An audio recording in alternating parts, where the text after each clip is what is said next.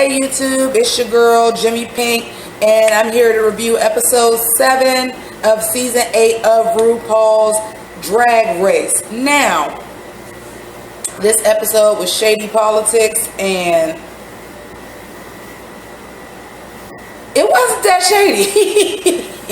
I'm like, what the hell, man? I've been watching a lot of other people's reviews, just because some of my favorite reviewers, for certain reasons, are just not posting them as fast. So, like last episode, rest in peace, C Maddox.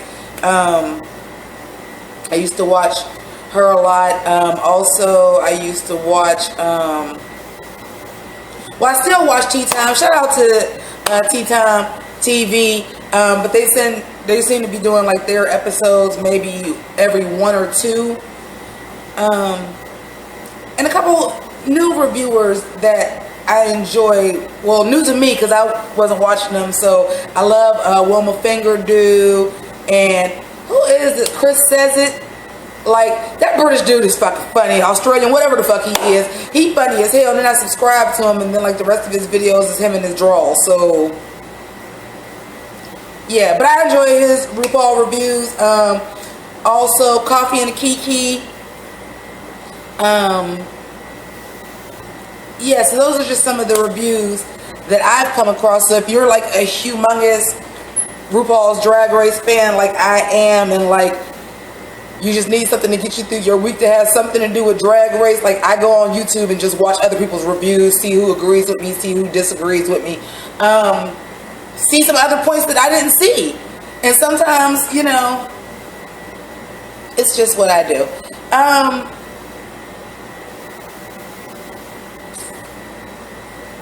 I want to talk about, in the mini challenge, like,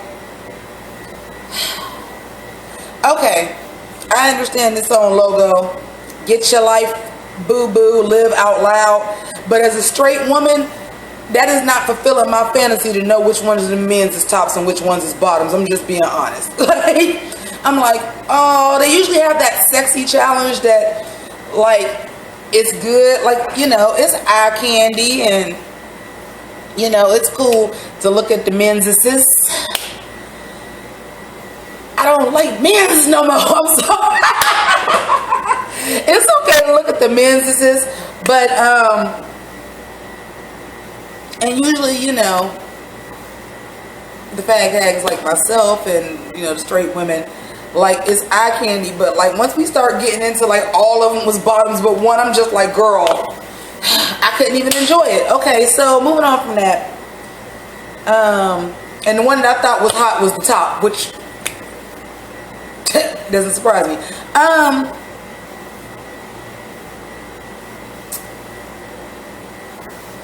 The main challenge. So it was political ads, 6 girls left, paired off into 3 teams. It was chosen by who they felt like the biggest rivals was. Now, excuse me for a second. Now, what I didn't like about that, I didn't agree with the rivals. I did not agree with the rivals at all. What I mean by that is this. Kimchi and Naomi Smalls were probably the most similar to being right, only because they don't have beef with anybody. So even if you were going to pair them off, they was going to end up paired off together anyway, because nobody has beef with Naomi and nobody has beef with Kimchi. Like, nobody really throws shade at them. Like, even when they were talking about Naomi only, you know, relying on that body, nobody really came for her like, bitch, all you do is wear bras and panties. Like, not like they did with like Violet Chachki, not like they used to do with Tatiana. Like, nobody really threw her shade. So, and nobody is throwing Kimchi shade at all. Kimchi, I lightweight think, and more so I'm going to say this because I think Bob is going to win the whole thing, and we'll get to that in a minute. I think Chi Chi is going to be Miss Congeniality, because you can't have somebody be Miss Congeniality that didn't even make it halfway through the show, and we at the halfway point. So you can't be Miss Congeniality and you left the show with the majority of the girls that started the competition still in the competition. It don't happen. So basically, I feel like it's going to be out of these 6 girls, and it's probably going to be Kim Chi. But she's a sweetheart, and she just seems like just so fresh, so green. Speaking of green, happy 420, because by the time this is uploaded, that's what day it'll be. Shout outs to Laganja. I love Laganja Estranja. I liked her on the fucking season, even though nobody else did, but I just seen something in her. Let me tell you this, boo-boo. I have been watching RuPaul's Drag Race from inception. Okay, when it first came out, I do not like what my hat looks like on camera right now. And I do have on, I'm going to put on the bunny ears. I pulled the ball to drag queen. I didn't switch my look in the middle of the video. Anyway, I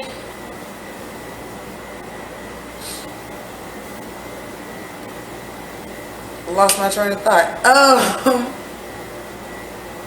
Okay, I've been watching RuPaul's Drag Race since its inception. That means when it first came out, episode 1, bitch, I remember when it first came on, Nina Flowers was my bitch. I was like, oh, she is fucking sickening. I've been watching it since it came out. I read about it in Entertainment Weekly. I said, this is about to be a thing. And a bitch been fucking in love with drag queens since motherfucking Tu Wong Fu. Thanks for everything, Julie Newmar. Now you have to understand, that was my intro into drag, because I am a straight black woman from the hood. So that ain't something that you was seeing back then. So that was the first time I seen it, and I was just like, John Leguizamo who did it for me. Because at the end I was like, and I like John Leguizamo, at the end I was like, bitch, work. Okay, so anyway, and I've been in love with it ever since, because I see the art form in it. Like, I like art and creativity, and it's just amazing to me that these people can create whole new characters as men and become these beautiful, vivacious, gorgeous, artistic women, or sometimes just these other creatures, and like all of that. Like, I watch all that shit. Skin Wars, Face Off. Like, I would watch Project Runway, Cupcake Wars. Like, I love shit like this. But RuPaul's Drag Race is just everything. It's America's Next Top Model, Project Runway, motherfucking Big Brother. Like, it's just everything rolled into one, and I fucking love it. So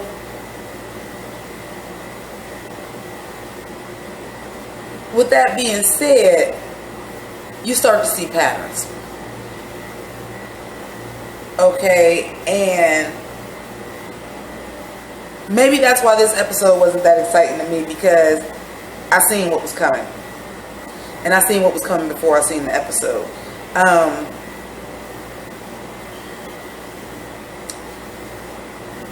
Let's start off with last week, when, you know, everything goes off and it says, okay, this is what we're looking for the next episode. So we knew it was going to be like the politics and everything. I'm skipping around a lot. I'm going to have to do some hellified editing. Good thing I'm off tomorrow. First of all, let me go back to the thing with the rivals. Who should have been paired up? Probably should have been Bob and Thorgy. Chi-Chi and Derek. And then, like I said, Kim and Naomi would have ended up together anyway, because just nobody. But the teams was off. That's number one. Number two, the talking head of Thorgy. Well, Chi-Chi's going home and Derek is going home. I'm like, See, the shade of that is if one of them was going home, they wouldn't have put that in the talking head, because that's too much like a spoiler alert. They wouldn't have did that.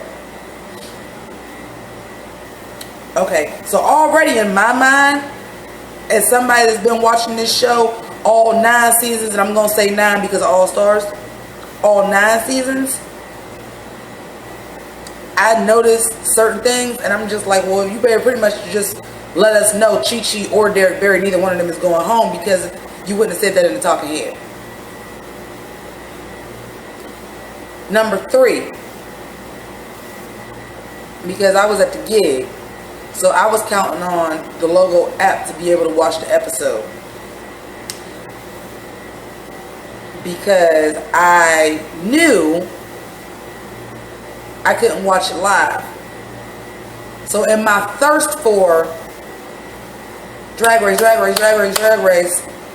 and last week it was on the Logo app at midnight, I was at work then too, I was already prepared, and I was like, Drag Race, and it never came on. It did not come on the app until I was already off working at home.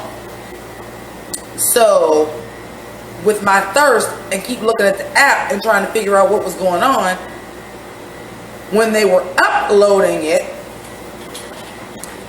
and you would Drag Race, and I tried a couple tricks to go like a back way, because I'm thinking like we all probably were in the process of uploading it, because that's what happened last week. Like it wasn't on the main page of the app as the latest episode, but when I clicked on shows and RuPaul's Drag Race, it was already up. It just wasn't on like the first page yet. So I was trying like these back ways, and I noticed that they had the snippets for the political ads up. So I'm like, all right, that'll get me through, because at least, once you got something, for me, once I got something set in my mind, like this is what I'm going to do today, like that's my focus. So like, I'm like, all right, I'm about to watch these videos as I'm, back and forth doing my job too. And once I get through all 5, notice I said 5, not 6, I was like, well, damn. Thorgy's ain't up here. Thorgy went home. So I already had 3 solid fucking clues that Thorgy was going home.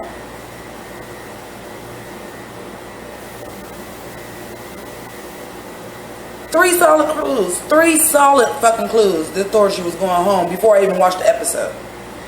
And this is me not going on Facebook, not going on Twitter, no social media, not watching the final lap, even though it was on my YouTube subscription. I'm just like, I really want to see it, but I already knew Thorgy went home. Like, I already had an inkling of it anyway.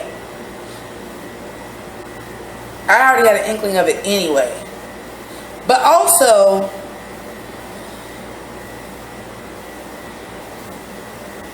I ain't even mad. And I'll tell you why. My last video, if you watched it, and if you didn't, go back and watch it. I called this bitch out for being bitter. I'm like, I need you to quit trying to come for Bob, because you second best and step your pussy up, because you'll fuck around and go home. I said that last fucking review. I said that shit. Well, it happened. Now, let me go back to what I was saying about watching this show and knowing this show and knowing like the editing and certain things like that.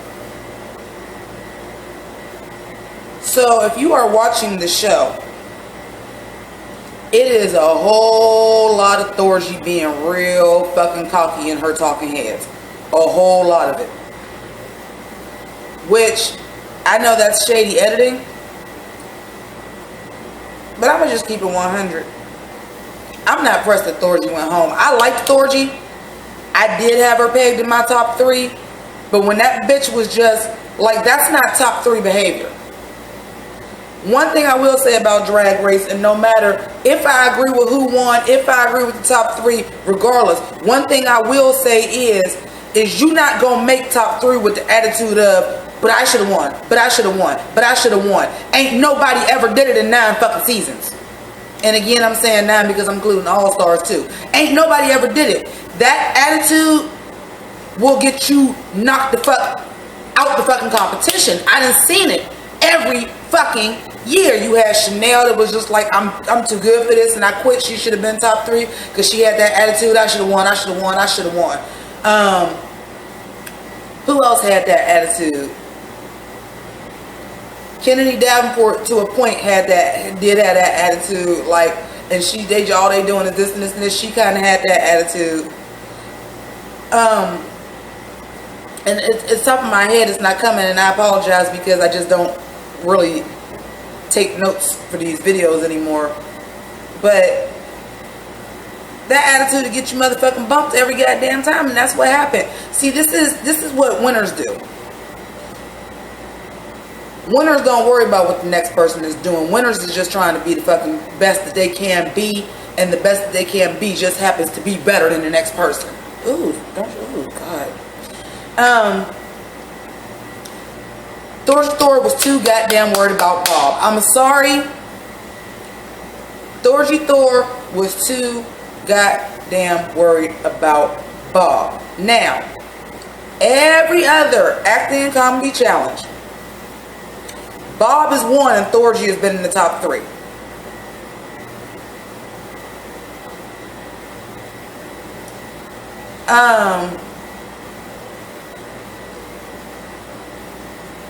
Now in this case, I'm going to contradict what I just said. No, not really, because worry about and do your best. This is a team challenge. So you saying, well, I'm glad I'm paired up with Chi Chi because I know I can outshine her, that you completely forgot to do the fucking challenge, which was fucking smear her and read her for filth, which is what you just fucking did last week, which is the reason why she's your fucking partner.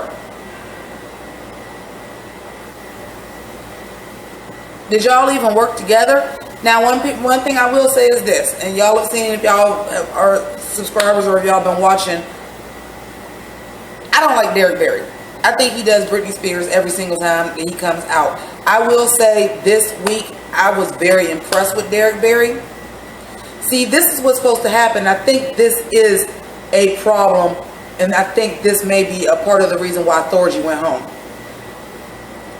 Sometimes you need to be in the bottom to get that fire lit up underneath your ass like, bitch, work.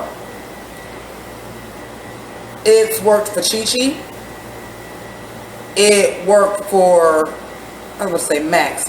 Because that's who Derek Barry was reminding me of on the runway. It worked for Chi Chi. It definitely worked for Naomi Smalls. Shit, it worked for Robbie Turner. Like, these bitches went in the bottom and came back the next week and won a challenge, and Derek just did it this week. Like, sometimes you need that fire, and Derek, I think that fucking put the fear of God in Derek, because he really let loose this week, and I'm just gonna be honest, him and Bob deserve to win. Now, I've read a lot of posts and stuff on Twitter that said the only reason why he won is because he was paired with Bob. And maybe that's true, because they really obviously have I don't want to say a disdain, but there's definitely, you know, some stress there. But that was the point. So when Derek said, you know what, I'm gonna put this shit aside because I want ours to be the best, that's what winners do. Derek Barry gonna fuck around and be in the top 3.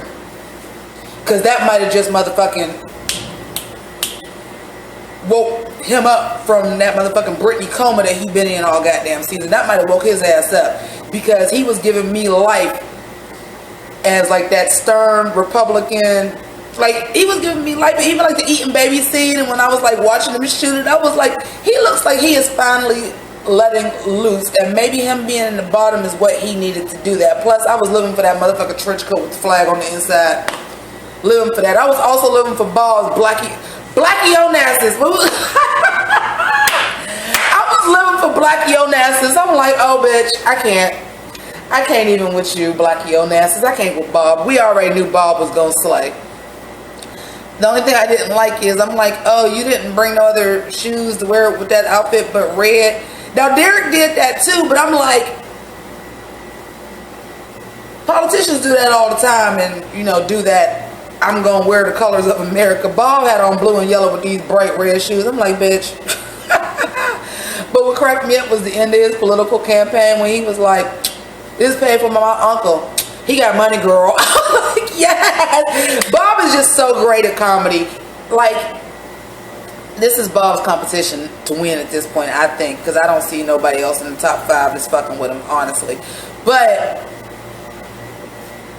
You see how they made that work for them? Thorgy is too concerned on trying to shine and outshine Bob. Did she forget that this was a comedy challenge? And even though you had Chi-Chi, did y'all even fucking work together to try to, you know, make this? No, bitch, because you thought you had this. Because you thought you had this. And you thought they was going to judge individually. But see, I knew, once again, because I'm a student of this show, this is the same thing they did when they did the Sharon Needles and Fifi had to work together, because they were putting the two drag. This one was, it was 6 then drag opposites, and they did the Angel and the Devil, and it was Latrice and Willem, and I forgot who the other two was. Oh, Dita Ritz and Chad Michaels. Yeah, Dita Ritz had to go home. That I'm just thinking about them 6 people. I'm like, yeah, Dita Ritz had to go home. Which I'm sure people was looking at it and said, Chi-Chi going home. But let me tell you something. Anybody remember a drag queen from season 2 named Raven? Okay. And don't get me wrong, Raven's looks was always sickening. Always. Always. And we're going to get to that in a minute about the runway. Always sickening. That bitch lip synced 3 times. She was in the bottom 3 times. And now she is one of like the best drag racers of all time. Like always the bridesmaid, never the bride. But people fucking love Raven, and she is respected. You see how much they love Raven. Look, Naomi Smalls copied one of Raven's looks for the fucking challenge. Like, she's an icon now. So, like I said, y'all all adore Delano this, adore Delano this. Adore Delano on that fucking show, wardrobe-wise, was a hot fucking mess, and y'all know it. A whole hot fucking mess on that show, and y'all know it. I love Adore, and that I love what she looked like now, but y'all, that girl was boogerific on motherfucking Drag Race. Quit playing. But once it came to the lip sync, now, as soon as I heard the song was, and I am telling you, I can't sing, I'm not even going to pretend. I said, oh, bitch, bye, Thor. Look, that's number 4. Oh, bitch, bye. You not about to listen. I hate to make this a race thing, but we just gonna keep it 100, all tea, all shade, no pink lemonade, because this is water. But you ain't about to take no country bama black girl or gay out the South and make them lip sync motherfucking Jennifer Holiday, not even Jennifer Hudson, Jennifer Holiday from Dreamgirls, and think anybody is about to slay that song better than she is. Come on now. Come on, son. Like, that wasn't gonna happen. They couldn't make that happen. And I think, once again, it's some shady boots going on, because if they would have paired the teams up the way that they should have paired the teams up, it would have been Derek Barry versus Chi-Chi. And what I keep telling y'all, y'all put Derek Barry against Chi-Chi, unless it's a Britney Spears song, Derek going home. We just seen Chi-Chi do 3 completely different types of songs and slayed the house down boots every motherfucking time. So, especially if the judges peep game, because, like I said, when she was doing, she won that because Robbie Turner gave up. She didn't kick her shoes off, threw her wig off, wasn't really performing that. And it was a pop song. Derek Barry was doing fucking Britney Spears. Like, I wasn't feeling that too much. But at the end of the day, and this is the last thing I'm going to say before I get into who I think may be the final 3. At the end of the day, this is a contest. It don't matter what queen is the best on any given motherfucking Sunday. That's the same thing as the motherfucking Carolina Panthers. Not this year, and I don't even know if any of y'all is into football because we were doing a review about RuPaul's Drag Race, but the Carolina Panthers went into the motherfucking playoffs the season before last with a 7-9 record. That's less than 500%. That's horrible. But they made it further in the team that was 12-4 for the season, but they made it further into the playoffs. At the end of the day, it's a one-off. So it don't matter what your entire body of work was. You could be never been on the bottom before. You could have been in the top every single fucking critique. You can be as motherfucking sickening as Raja, and you can be as funny as motherfucking Bianca, and you can be as good of an actress as Pandora Box. You can be all of those things. But at the end of the day, if you land in the fucking bottom and you are not the better lip syncer, your ass is going home. Period. So all this shit that I'm seeing on the boards and Twitter and all this shit, like it's the wrong decision because Thorgy Thor this and this and this and this. Thorgy Thor landed on the bottom and was not the better lip syncer. Period. In game. That's just, look, I gotta put the hat back on because I'm about to get, look, so I can get back into my hood. But in game, that's it. Done. At the end of the day, when they did their political campaigns, they as a group were the worst out of the three groups. They were judged as groups this time. You ended up in the bottom. You didn't out lip sync Chi-Chi. Period. Period. So, in the same thing, that is how it goes. It's basically a playoff fucking system. That's how it goes. You don't, that's the reason why you want to do the best that you can in the main challenge so that you don't get in the bottom. That's the whole point. The reason why the bottom is called lip sync for your life, because this is it. We ain't paying attention to nothing else that you did. It come down to this moment, to this lip sync, slay the other bitch. Gladiator style. Period. Are you not entertained? Bottom line. So I don't give a fuck how much any of us fucking like Thorgy, even though she was getting on my nerves at the end. You ain't out lip sync Chi-Chi. That bitch slayed you. And you knew because you gave up at the end. You doing cartwheels. You know that goddamn. You a theater kid. You know that goddamn song ain't fucking cartwheels at the end. You holding her hand up. You knew. You already knew she slayed you, bitch. She slayed you. She slayed you. She is motherfucking Daenerys. You the dragon. Done. I don't even think that's the right analogy, but I don't watch Game of Thrones, but you know what I'm trying to fucking say. At the end of the day, that has always been how RuPaul's Drag Race is. That's what it is. That's why you want to do the best that you could possibly do. Follow what the fucking challenge is. If it's a group challenge, don't worry about yourself. Make sure your group is on point because you never know how they gonna fucking put people in the bottom. You don't know. Your goal is to not get in the bottom. Because once you get in the bottom, anything else you did is out the motherfucking window. Lip sync for your life. This is you in front of a firing squad, bitch. And if you ain't the best lip syncer right now at this motherfucking moment, you're done.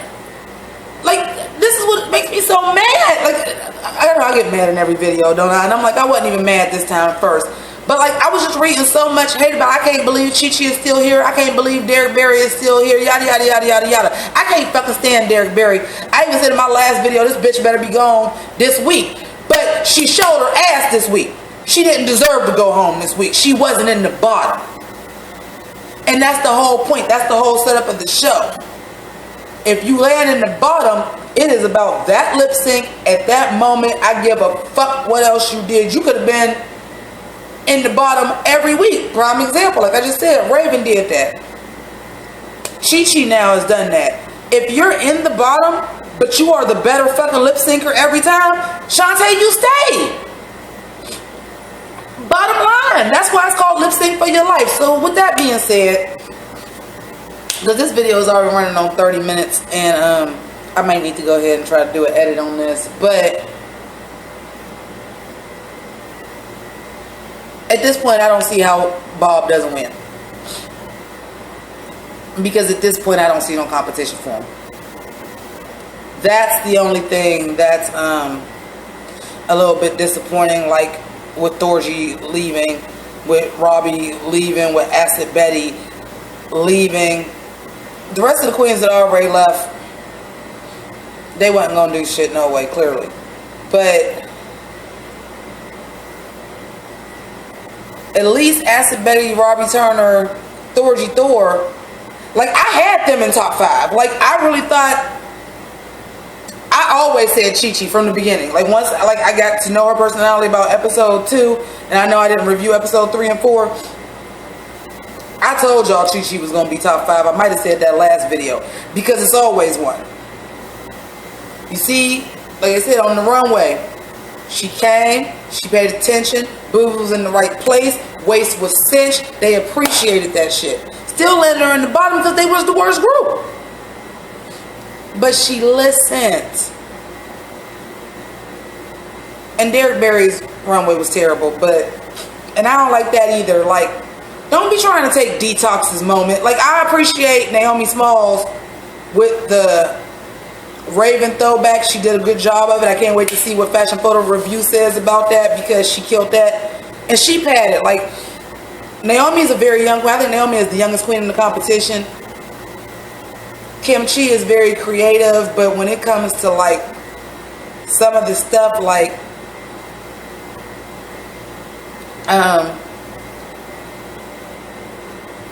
it's Bob. Like, I don't see Bob going home. It's Bob. It's just like when it was the final 3 last time. It might have been like the final 4 or 5 last time, and I was like, Bianca Del Rio, I'm done. Keep calm and crown me, bitch. It's done. Because, and I feel like that this time too. Even though I'm still living for Chi-Chi, and I hope that her financial situation changes. I hope she starts getting bookings, because the bitch performs. And that personality, like, I live for her. Probably the way some people live for Adore. We're like just this like new struggle, struggling. But anyway, we'll see you next week. Deuces.